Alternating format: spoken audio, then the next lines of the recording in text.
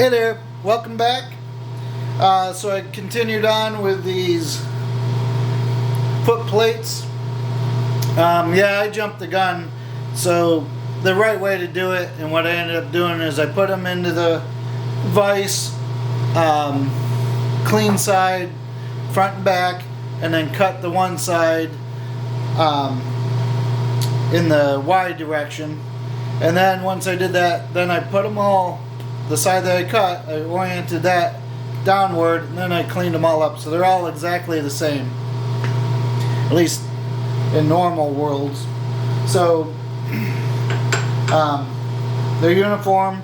And then what I did was, on the wheels, I measured from their slots, so you got to kind of eye it up. I measured from one to one, one to the other, and then what I do is then I divide that number in half, and then when I set up the machine to do it, I do find the center of the workpiece. So both in X and Y, find the center, and then in this case it was a 1 inch 156 thousandths move in from center. So this corner is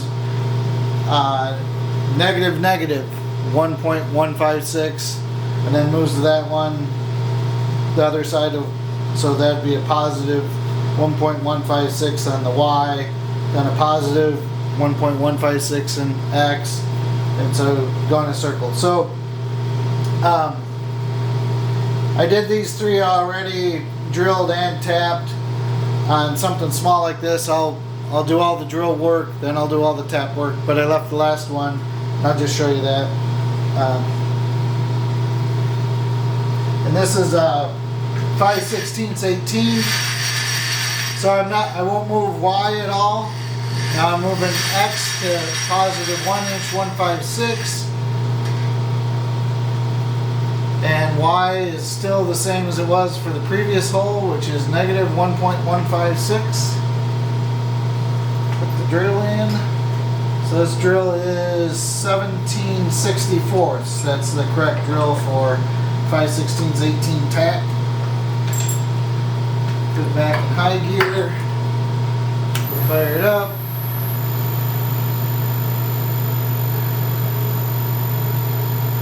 Around 650 RPM. Give it that initial touch. And again, with it being these being 135 degree cobalt split points, for this kind of stuff you don't have to do center drilling or spot drilling.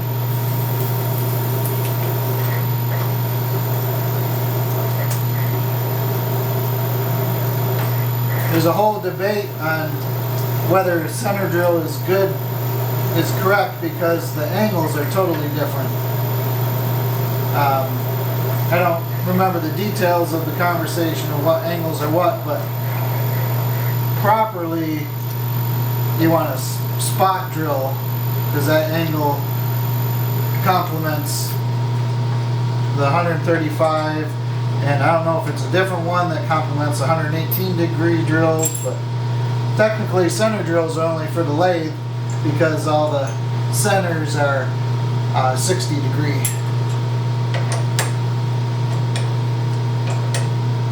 So switch to the tap. This tap does go all the way through without having to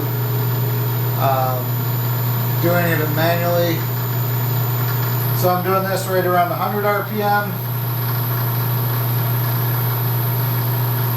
Again, keep pressure the whole time that you're feeding.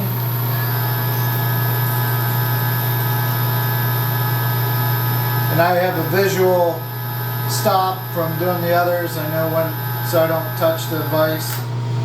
So it's just a few threads shy of the end of the threaded section on the tap. Okay, now we're going to back it off. So I'm putting pressure still, because I want that tap to follow the threads. If you don't do that, sometimes it won't follow, and then it'll rip out the threads. Pressure out the excess. So that's good. Unlock.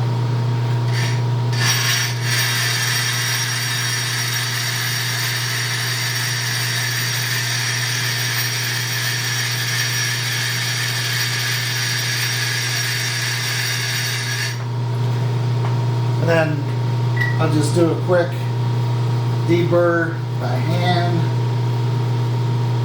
You know, you could set up with a countersink, break the edges that way. Always depends on what it is.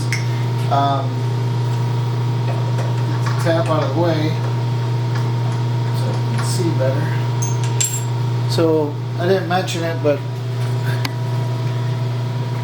I'm using a vise stop. Why can't I get the whole thing there? I'm using the vise stop. Originally I was just going to line up the edge of the workpiece, but I also had two stacked up, and then you got to use some paper to make up any irregularities, and then it obstructed that, so I made sure I put a stop after I did the first one. But normally you would want the workpiece more in the middle.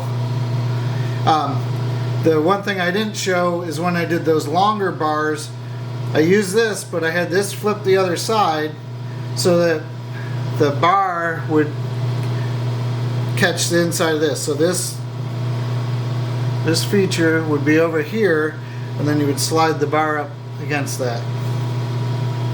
So that's what works nice about these.